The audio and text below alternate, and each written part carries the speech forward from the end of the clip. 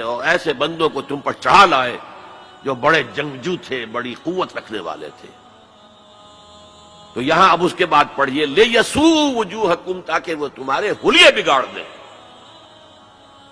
تمہارے چہرے بدل ڈالے۔ یہ تو لفظی ترجمہ یہی ہونا چاہیے، لیکن باب محاورہ کیا ہوگا؟ تمہارا حلیہ بگاڑ دیں۔ وَلِيَدْخُلُوا الْمَسْجِدَ كَمَا دَخَلُوهُ أَوَّلَ مَرَّةٍ، اور وہ داخل ہوں مسجد میں، بیت المقدس کی مسجد میں جو حضرت سلیمان نے بنائی تھی، جیسے پہلی مرتبہ داخل ہوئے تھے۔ پہلی مرتبہ کے ذکر میں اس کا بیان نہیں آیا تھا۔ یہ قرآن مجید کا اسلوب ہے کہ مقابل کی چیزوں کو حذف کر دیا جاتا ہے تاکہ اختصار سے کام لیا جائے۔ وَلِيَدْخُلُوا الْمَسْجِدَ كَمَا دَخَلُوهُ أَوَّلَ مَرَّةٍ، پہلی مرتبہ جیسے وہ داخل ہوئے تھے۔ لِيُتَبِّرُوا مَا عَلَوْا تَتْبِيرًا، اور جس چیز پر بھی انہیں اختیار حاصل ہو جائے اسے برباد کر کے رکھ دیں، تباہ کر دیں۔ یہ ہیں چند آیات جن میں بنی اسرائیل کے تاریخ کے، ان میں تو 3 ادوار کا ذکر ہے، لیکن ایک دور جو ہے ان کا امپلائڈ ہے کہ پہلے دور عذاب یا دور زوال سے پہلے ان کا ایک سنہری دور بھی تھا۔ اب ذرا میں چاہتا ہوں کہ بنی اسرائیل کی تاریخ کا ایک خاکہ ذہن میں جما لیں۔ 1400 قبل مسیح میں حضرت موسیٰ کو تورات ملی، تو 1400 قبل مسیح سے بنی اسرائیل ایک امت کی حیثیت سے ان کی تاریخ شروع ہوئی۔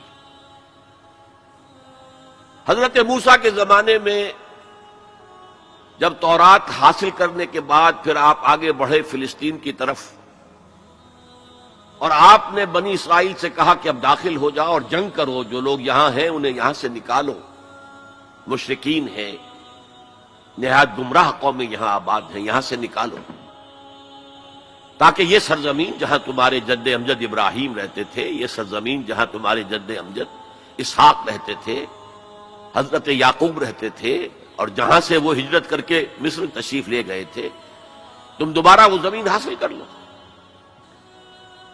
لیکن انہوں نے جنگ سے صاف انکار کر دیا۔ فَاذْهَبْ أَنْتَ وَرَبُّكَ فَقَاتِلَا إِنَّا هَاهُنَا قَاعِدُونَ، اے موسیٰ جاؤ، تم جاؤ، تمہارا رب جائے، تم جا کے جنگ کرو، وہ تو بڑے قوی الجثہ لوگ ہیں، بڑے خوخار لوگ ہیں، ہم ان سے جنگ کرنے کی پوزیشن میں نہیں ہیں، ہم تو یہاں بیٹھے ہیں۔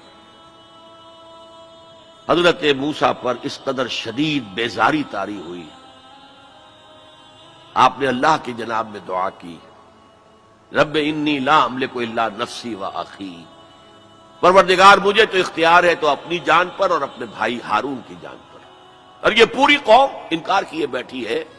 6 لاکھ میں سے صرف 2 افراد نکلے تھے، یوشع ابن نون جو بعد میں جانشین ہوئے حضرت موسیٰ کے اور نبی تھے، جوشوا کہتے ہیں بائبل میں انہیں، اور کالب بن یفنہ، یہ دو رسول، 2 ان کے یہ امتی، 4 آدمی۔ ظاہر بات ہے کہ وہ کیسے جنگ کرتے۔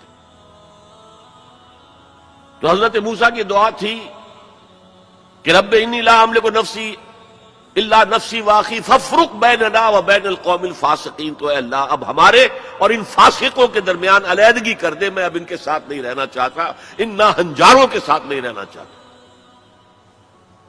اللہ نے فرمایا نہیں موسیٰ، رہنا تو ہوگا تمہیں انہی کے ساتھ، البتہ انہیں ہم یہ سزا دے رہے ہیں کہ 40 برس تک یہ ارض مقدس اب ان پر حرام ہو گئی، اسی صحرائے سینا میں بھٹکتے پھریں گے، یتیہون فی الارض، اسی سے اس سینا کے صحرا کو صحرائے تیہ کہا جاتا ہے، یتیہون فی الارض۔ اسی 40 سال کے دوران میں حضرت موسیٰ کا انتقال ہو گیا، حضرت ہارون کا انتقال ہو گیا، بلکہ یوں سمجھیے کہ تقریباً پوری نسل جو مصر سے نکل کر آئی تھی وہ فوت ہو گئی۔ اب ایک نئی نسل پیدا ہوئی صحرا میں، جو غلامی کا داغ اٹھائے ہوئے نہیں تھی، صحرا کی وسعتوں میں پیدا ہوئے۔ جیسے کہ اقبال کہتا ہے، فطرت کے مقاصد کی کرتا ہے نگہبانی، یا بندے صحرائی یا مرد کوہستانی۔ شہری لوگوں کے اندر تو طرح طرح کی کمزوریاں آ جاتی ہیں، اخلاقی اعتبار سے بھی، بڑے بڑے شہر ان کے اندر جو بھی خرابیاں آتی ہیں وہ سب کو معلوم ہے۔ تو فطرت کے مقاصد کی کرتا ہے نگہبانی، یا بندہ صحرائی یا مرد کوہستانی. خليل بالقرآن هو إمامنا على هداية الله